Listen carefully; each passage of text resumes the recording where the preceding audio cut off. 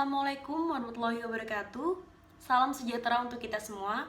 Perkenalkan, nama saya Rinjani, mahasiswa Ilmu Komunikasi angkatan 2018 FISIP ULM Banjarmasin. Apa kabar teman-teman semua? Baik, saya harap teman-teman selalu sehat dan tetap mematuhi protokol kesehatan serta terus produktif di masa pandemi. Teman-teman yang berbahagia, pada masa pandemi ini tentu kita mendapatkan banyak sekali pemberitaan-pemberitaan, baik dari dunia nasional maupun dunia internasional. Salah satunya adalah persoalan konflik. Persoalan konflik yang terjadi di dunia internasional ini tentu sangat kompleks dan ramai diperbincangkan oleh berbagai macam kalangan masyarakat. Dan perlu teman-teman ketahui bahwa adanya konflik ini memunculkan banyak kekhawatiran di berbagai macam negara, karena ada banyak korban jiwa yang berjatuhan. Salah satu konflik yang tengah diperbincangkan adalah konflik antara Israel dan Palestina. Dan tentu saja teman-teman mengetahui adanya konflik ini. Nah, teman-teman, di video kali ini saya akan membahas mengenai deretan fakta-fakta penyebab Israel dan Palestina sulit berdamai. Tentu saja pasti ada berbagai macam cara yang ditempuh untuk mendamaikan dua negara ini. Nah, akan tetapi pemberitaan-pemberitaan yang kita dapatkan tentu saja ada yang kredibel dan ada yang tidak kredibel, tergantung dari sumber yang kita cari tersebut. Nah, baik teman-teman, saya harap teman-teman menyimak video ini dengan baik dan saya akan lanjutkan kembali pembahasannya.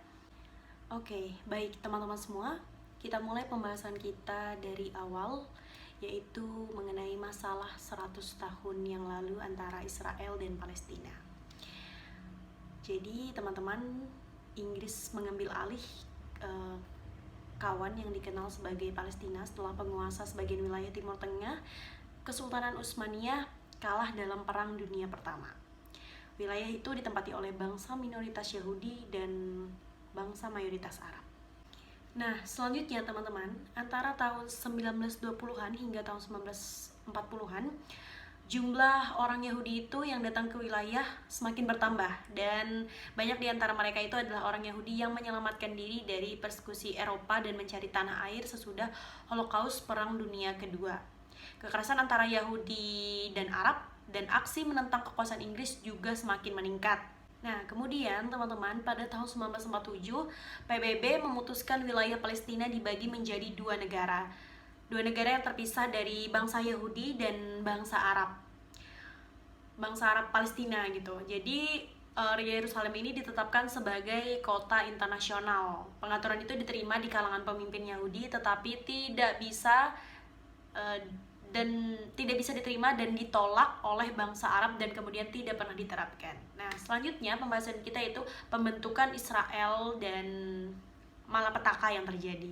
Nah, teman-teman, pada tahun 1948 penguasa Inggris itu angkat kaki dan para pemuka Yahudi itu mendeklarasikan pembentukan negara Israel. Banyak warga Palestina menolaknya dan kemudian pecah perang.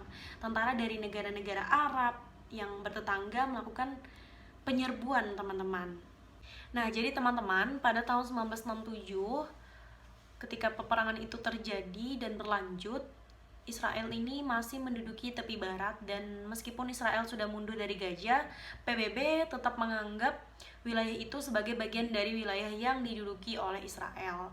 Israel ini mengakui seluruh Yerusalem sebagai ibu kotanya, sedangkan Palestina menyatakan Yerusalem Timur sebagai ibu kotanya di masa depan. Amerika Serikat ini, teman-teman, adalah salah satu dari segelintir negara yang mengakui klaim Israel atas seluruh wilayah kota tersebut. Selanjutnya kita lanjutkan kembali teman-teman pembahasan kita, bahwa selama 50 tahun terakhir Israel ini membangun pemukiman-pemukiman di daerah tepi barat yang ditempati oleh lebih dari 600.000 warga Yahudi. Palestina menegaskan bahwa pembangunan itu melanggar hukum internasional dan menjadi batu sandungan dalam perundingan perdamaian. Tetapi Israel tetap menepisnya. Selanjutnya adalah kita bahas mengenai masalah utama yang terjadi nih sebenarnya. Seperti apa masalah konflik antara Israel dan Palestina. Apa masalah utamanya? Maka kita bahas dalam pembahasan kita berikutnya. Jadi teman-teman, pembahasan kita selanjutnya yaitu Israel dan Palestina ini gagal menemui titik temu dari permasalahan utama yang mereka hadapi. Jadi diantaranya adalah apa yang dilakukan terhadap pengungsi Palestina. Apakah pemukiman Yahudi di tepi barat ini tadi yang diduduki Israel dibiarkan atau dibongkar? Kemudian masalah lain terkait dengan Yerusalem. Apakah kedua pihak seharusnya berbagi kota itu? Dan yang mungkin paling pelik, apakah negara Palestina semestinya didirikan berdampingan dengan Israel? Kemudian teman-teman, selama 25 tahun terakhir perundingan perdamaian kadangkala digelar, namun hingga kini belum berhasil menyelesaikan konflik gitu.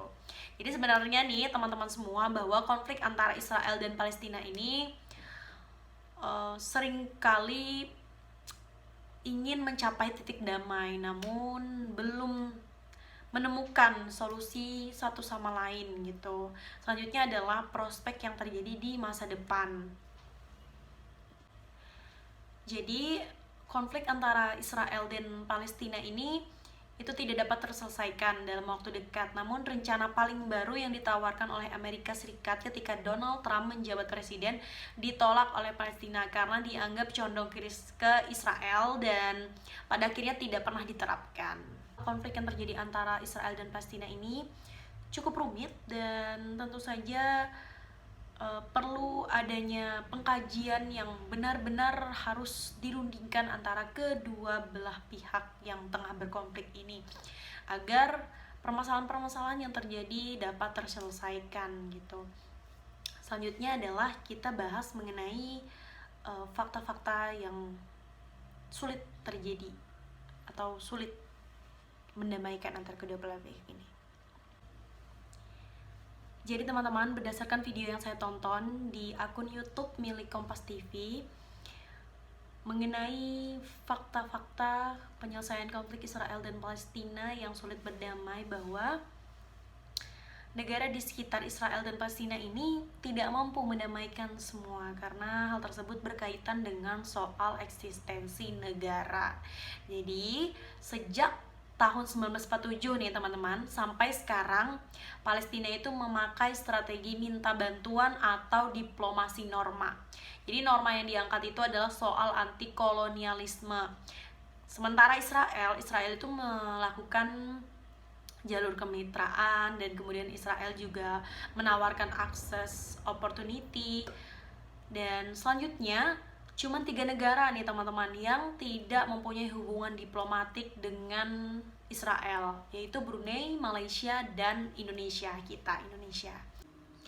Nah, jadi teman-teman, apabila kita melihat persoalan konflik yang terjadi antara Israel dan Palestina, dari mulai masalah awal mulanya, kemudian fakta-fakta mengapa Palestina sulit berdamai, tentu kita sebagai pihak yang berada di tengah-tengah antara konflik tersebut harus bisa juga menemukan solusi yang tepat gitu. Salah satunya dengan berkaca dari teori rencana ini, mulai dari identifikasi persoalan. Jadi kita lihat persoalan apa sebenarnya yang terjadi antara Israel dan Palestina, agar kita tidak mudah termakan berita-berita yang menggiring opini pribadi dan hanya bertujuan untuk kepentingan kelompok tertentu. Dan kita juga bisa merumuskan nih tujuan dari penyelesaian konflik itu seperti apa dan bagaimana, dan apa yang ingin kita harapkan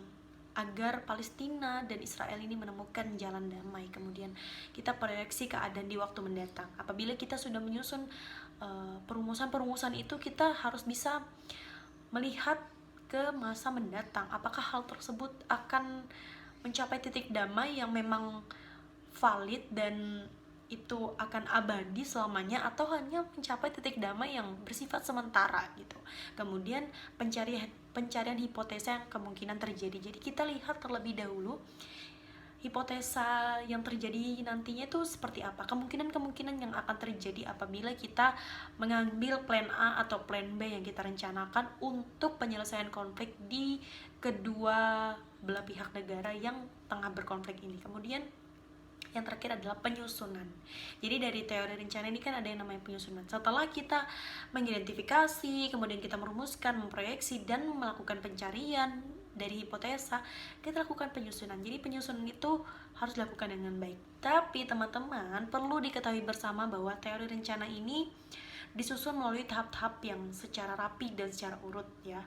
Tetapi hal tersebut tidak akan bisa berjalan 100% dalam penyelesaian konflik ini apabila tidak diikuti dengan ketentuan atau syarat yang berlaku secara tepat dan benar. Itu saja yang dapat saya sampaikan, dan saya terima kasih banyak kepada teman-teman yang telah menyaksikan video ini. Semoga video ini bisa bermanfaat bagi kita semua. Saya Rinjani, sampai jumpa. Wassalamualaikum warahmatullahi wabarakatuh.